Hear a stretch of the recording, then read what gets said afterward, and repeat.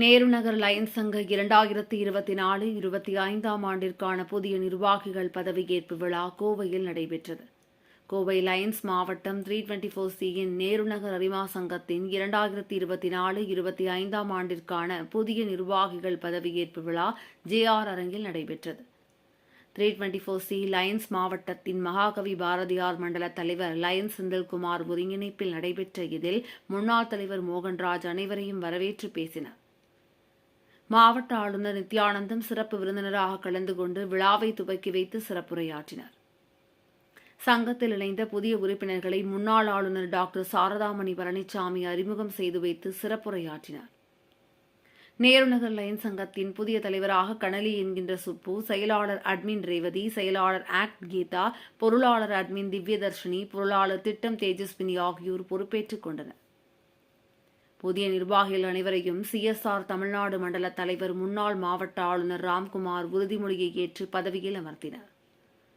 நிகழ்ச்சியில் கௌரவ விருந்தினர்களாக முன்னாள் ஆளுநர்கள் பழனிசாமி, ஜீவானந்தம் மற்றும் கருணாநிதி ஆகியோர் கலந்து கொண்டனர்.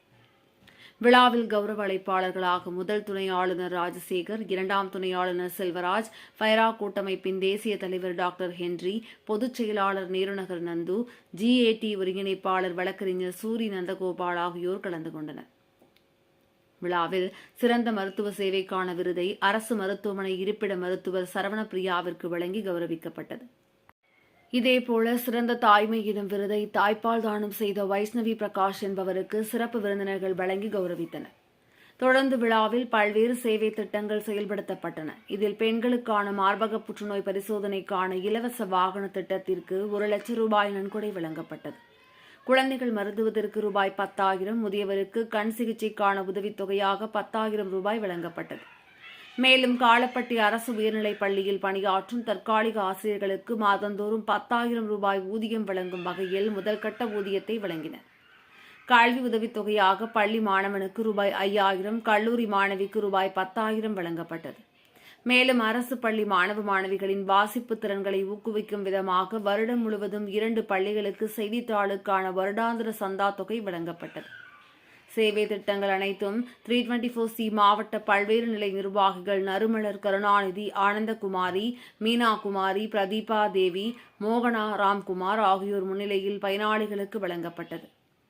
மேலும் எதிர்கால சேவை திட்டங்களாக காலப்பட்டி பகுதியில் சர்க்கரை நோய் சிகிச்சைக்கான தனி கிளினிக் அமைப்பது, உடல் உறுப்பு தானம் குறித்த விழிப்புணர்வு செய்வது, கை கால்களை இழந்த மாற்றுத்திறனாளிகளுக்கு செயற்கை கைகால்கள் வழங்குவது என முடிவு செய்யப்பட்டது. விழாவில் மாவட்ட அமைச்சரவை செயலாளர்கள் விஸ்வேஸ்வரன், முத்துசாமி, மண்டல தலைவர்கள் முருகேசன், வெங்கடேஷ், பாலமுருகன் உள்பட லயன்ஸ் சங்க நிர்வாகிகள், உறுப்பினர்கள் என 500க்கும் மேற்பட்டோர் கலந்து கொண்டனர்.